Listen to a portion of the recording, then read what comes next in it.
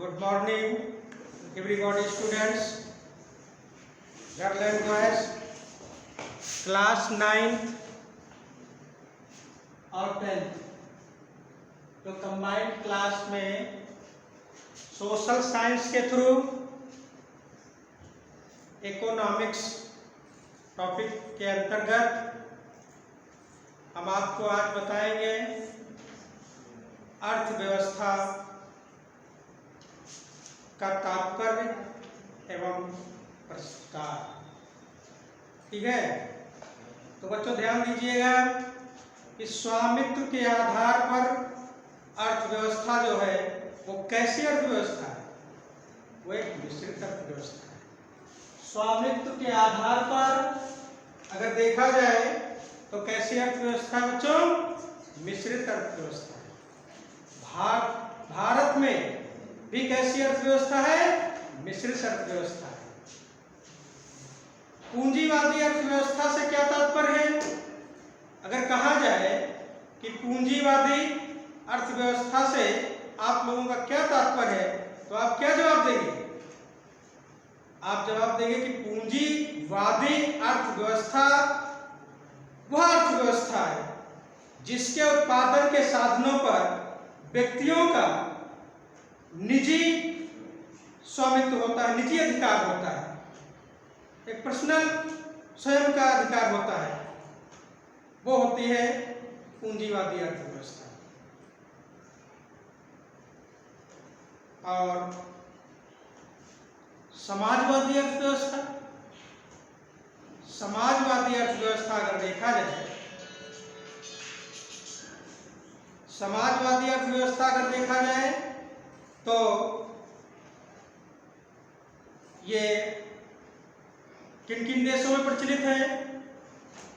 Yugoslavia, Poland, चीन, उत्तरी Korea तथा जर्मनी आदि देशों में ये समाजवादी अर्थव्यवस्था प्रचलित है।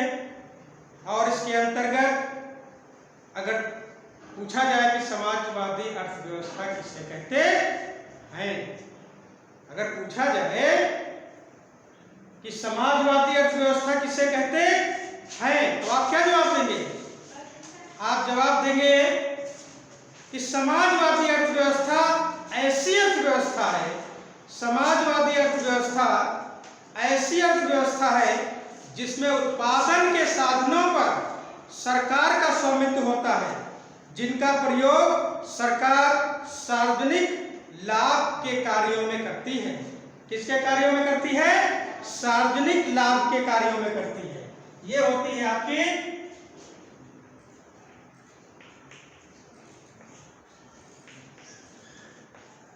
समाजवादी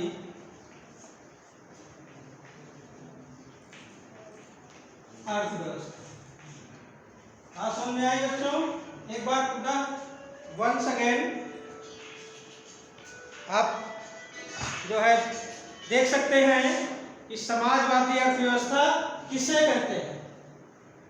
बात आती है कि समाजवादी अर्थव्यवस्था किसे कहते हैं, तो आप कह सकते हैं कि समाजवादी अर्थव्यवस्था ऐसी अर्थव्यवस्था है जिसमें उत्पादन के साधनों पर, जो उत्पादन करता है, जो साधनों के द्वारा, जैसे ट्रैक्टर, कल्टीवेटर, थ्रेशर, अन्य यंत्र, औजार आदि के माध्यम से, इनके प्रयोग से जो उत्पादन होता है, इनके साधनों पर किसका अधिकार होता है? स्वामित्व का अधिकार होता है। जो मालिक होता है उसका अधिकार होता है, और इनका प्रयोग सरकार सार्वजनिक लाभ के लिए उनके कार्यों में करती है। वो कैसी अर्थव्यवस्था कहलाती है? समाजवादी अर्थव्यवस्था कहलाती है। और ये किन किन देशों में प्रचलित है? यूगोस्लाविया, पोलैंड, उत्तरी कोरिया तथा जर्मनी। ठीक है, अब हम बात करते हैं मिश्रित अर्थव्यवस्था के बारे में बताए हैं। तो मिश्रित अर्थव्यवस्था में एक बार पुनः फिर देख लीजिए कि मिश्रित भारतीय जो अर्थव्यवस्था है वो कैसी अर्थव्यवस्था है? मिश्रित अर्थव्यवस्था है। और स्वामित्व के आधार पर भारत में कैसी अर्थव्यवस्था है? एक मिश्रित अर्थव्यवस्था है। तो मिश्रित अर्थव्यवस्था में पूंजीवाद और समाजवाद का एक सहअस्तित्व होता है। कैसा होता है? एक सहअस्तित्व होता है, एक पहचान होती है दोनों के बीच की, जिसमें निजी एवं सार्वजनिक दोनों के ये दोनों की व्यवस्था के साथ साथ चलते हैं। किसके? निजी और सार्वजनिक दोनों के क्षेत्रों को दोनों के साथ साथ चलते हैं, सह अस्तित्व बना करके चलते हैं। ठीक है। और पूंजीवादी अर्थव्यवस्था संयुक्त राज्य अमेरिका तथा ब्रिटेन में भी प्रचलित है। अब हम बात करते हैं विकसित अर्थव्यवस्था। दो चीजें होती हैं, विकसित और विकासशील। तो देख लीजिए,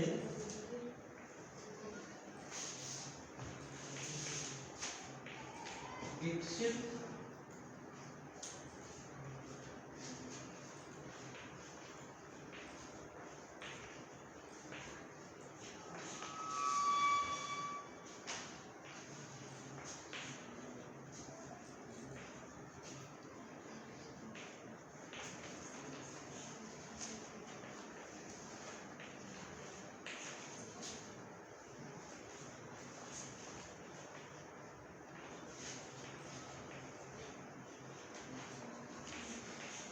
विकसित तथा विकासशील अर्थव्यवस्था से क्या तात्पर्य है, क्या अंतर है?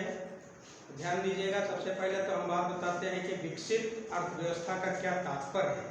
तो विकसित अर्थव्यवस्था के अंतर्गत वह देश आते हैं, विकसित अर्थव्यवस्था के अंतर्गत वह देश आते हैं जो आर्थिक दृष्टि से संपन्न हैं, जहां औद्योगिकीकरण बहुत पहले हो चुका है। फॉर एग्जाम्पल जैसे जापान, कोरिया। और विकासशील अर्थव्यवस्था तो विकसित अर्थव्यवस्था की बात हो गई। विकासशील अर्थव्यवस्था की बात करते हैं तो इसमें क्या आता है? इसके अंतर्गत एक विकासशील अर्थव्यवस्था से यह आशय होता है उस देश से जो विकसित देशों की तुलना में आर्थिक दृष्टि से बहुत पिछड़ा हुआ होता है। कैसा होता है? बहुत पिछड़ा हुआ होता है, जिसमें प्रति व्यक्ति आय, बचत एवं उत्पादकता के स्तर पर बहुत निम्न होता है, बहुत कम होता है। अगर विकास के अवरोधों को दूर करने के उपाय आरंभ हो चुके हैं, यानी कि वो विकास की दर की ओर अग्रसर है, लेकिन विकास नहीं कर चुके हुए होते हैं, वो होते हैं विकासशील, जिसमें प्रारंभ होते हैं, केवल वो उसमें प्रारंभ की ओर अग्रसर की ओर कदम रखते हैं। तो हम दोनों में अंतर डिस्कस करते हैं। ध्यान दीजिएगा बच्चों, हम इसमें विकसित अर्थव्यवस्था तथा विकासशील अर्थव्यवस्था में अंतर स्पष्ट करते हैं। जो विकसित अर्थव्यवस्था एवं विकासशील अर्थव्यवस्था में पाए जाने वाले मौलिक अंतर कुछ इस प्रकार हैं। जैसे नंबर 1, विकसित देशों में विकासशील देशों की तुलना में उत्पादन, राष्ट्रीय आय, जो प्रति व्यक्ति आय होती है, उसका स्तर कैसा होता है? अधिक होता है, ज्यादा होता है। और सेकंड पॉइंट की बात करें तो विकसित देशों में विकासशील देशों की तुलना में पूंजी निर्माण की दर जो है वो अधिक होती है।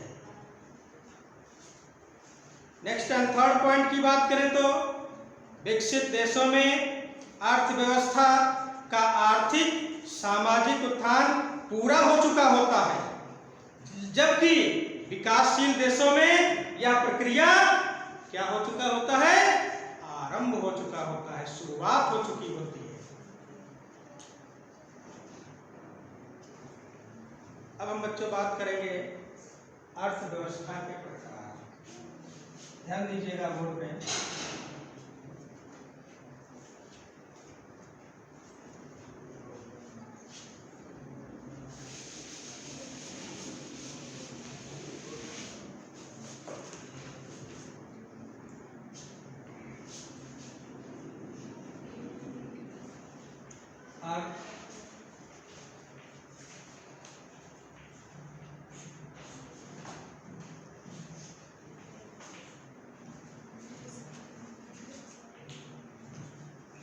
व्यवस्था के प्रकार।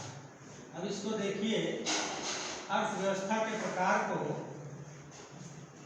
दो भागों में।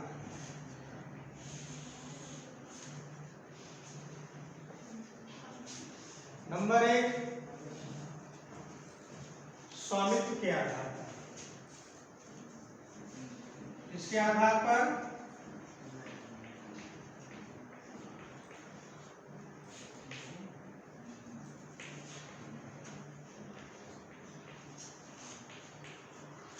ध्यान दीजिए, अर्थव्यवस्था के प्रकार को दो भागों में बांटा गया है, स्वामित्व के आधार पर और दूसरा है विकास के आधार पर।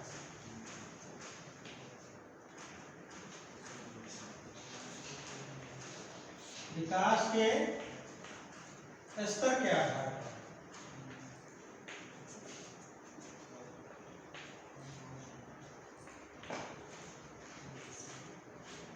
तो आप पढ़ चुके होंगे, देख चुके होंगे, समझ चुके होंगे कि अर्थव्यवस्था चाहे किसी राज्य की हो, चाहे किसी देश की हो, चाहे किसी गांव की हो, चाहे किसी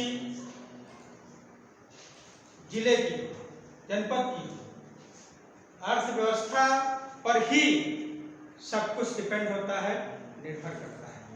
तो अर्थव्यवस्था के प्रकार को अगर हम देखते हैं तो इसको हम दो भागों में बांटते हैं, स्वामित्व के आधार पर और विकास के स्तर के आधार पर। अब हम स्वामित्व के आधार पे जो इसको अर्थव्यवस्था को देखते हैं तो इसको भी दो भागों में।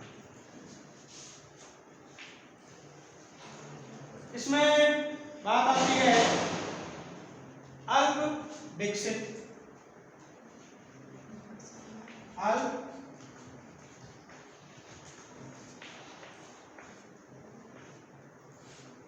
विकसित अर्थव्यवस्था, अथवा इसको हम बोल सकते हैं विकासशील अर्थव्यवस्था।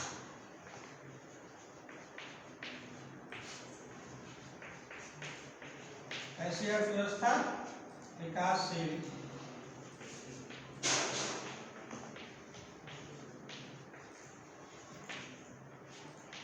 अर्थव्यवस्था।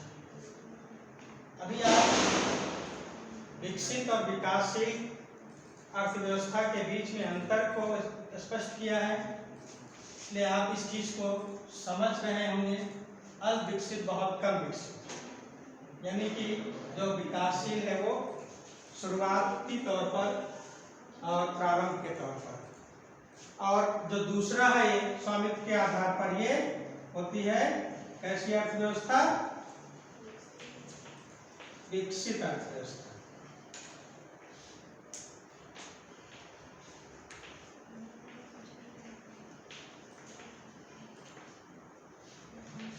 ऐसी अर्थव्यवस्था विकसित अर्थव्यवस्था। तो अगर हम विकास के स्तर के आधार पर देखें तो इसको भी हम दो भागों में बांटते हैं।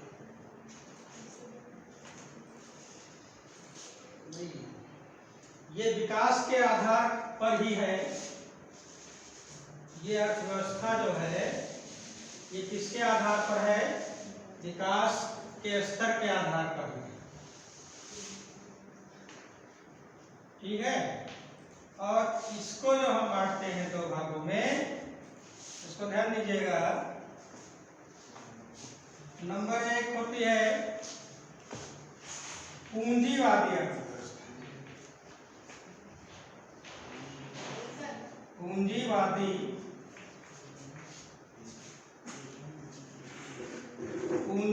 अर्थव्यवस्था।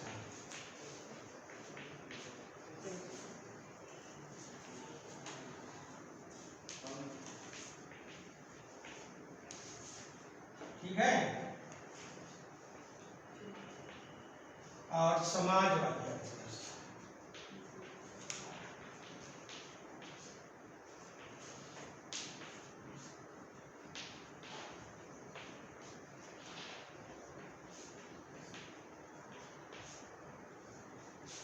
इस चार्ट के माध्यम से ध्यान दीजिएगा, जैसा कि उपर्युक्त चार्टों के माध्यम से स्वामित्व के आधार पर अर्थव्यवस्था को दो भागों में बांटा गया है, पूंजीवादी अर्थव्यवस्था और समाजवादी अर्थव्यवस्था। और फिर इसको विकास के स्तर के आधार पर जो बांटा गया है, इसमें अल्पविकसित अर्थव्यवस्था, जिसको दूसरे शब्दों में कह सकते हैं अथवा करके विकासशील अर्थव्यवस्था, और विकसित अर्थव्यवस्था।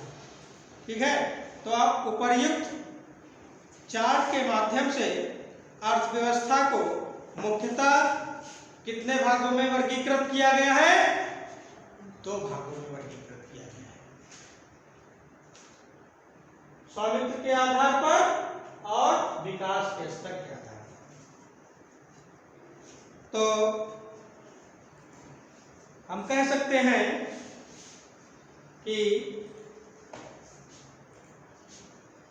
जैसा कि उपर्युक्त चार्ट के माध्यम से अर्थव्यवस्था के प्रकार को मूल रूप से 2 भागों में वर्गीकृत किया गया है, और उसके बाद जो है इन दोनों को भी 2 रूपों में विभाजित किया गया है।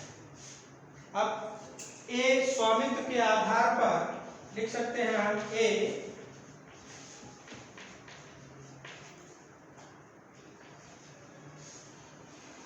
स्वामित्व के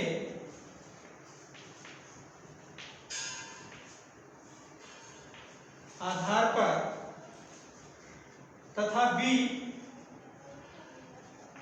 ध्यान दीजिएगा, बी किसके?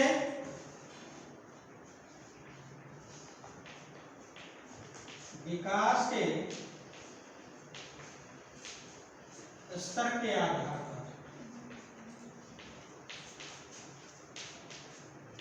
विकास के स्तर के आधार पर और स्वामित्व के आधार पर अर्थव्यवस्था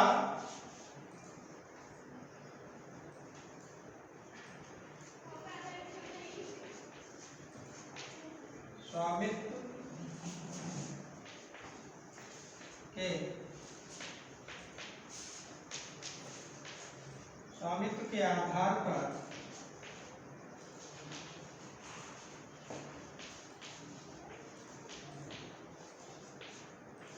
अर्थव्यवस्था अगर देखी जाए तो मुख्य रूप से 3 प्रकार की।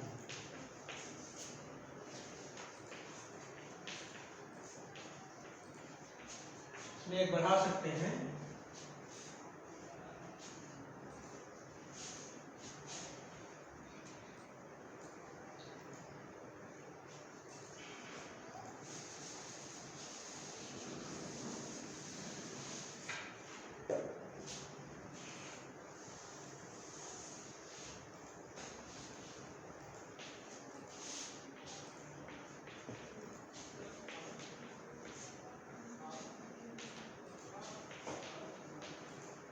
मिश्रित अर्थव्यवस्था।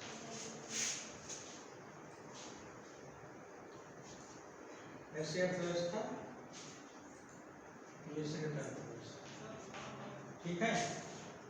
तो ये निजी और सार्वजनिक क्षेत्र के आधार पर अर्थव्यवस्था को हमने डिस्कस किया। अब आइए देखते हैं कि कुछ समाजवादी अर्थव्यवस्था के गुण होते हैं, गुड प्रॉपर्टीज होते हैं। क्या गुण होते हैं? जैसे कहा जाए, पूछा जाए कि समाजवादी अर्थव्यवस्था के कुछ गुण बताइए, तो गुण के बात करेंगे तो क्या बताएंगे आप? इसमें समाज में आर्थिक और सामाजिक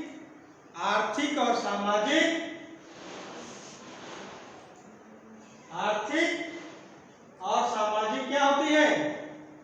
एक भावना जागृत होती है, समानता होती है। क्या होती है?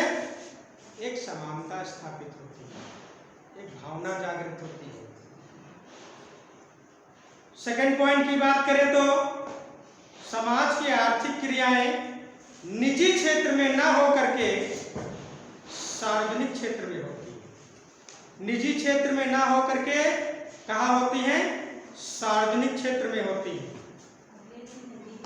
और अगर मिश्रित अर्थव्यवस्था की हम दोष की बात करें तो दोष में होता है कि इस व्यवस्था में सार्वजनिक क्षेत्र व निजी क्षेत्र दोनों का सह अस्तित्व होता है। कैसा अस्तित्व होता है?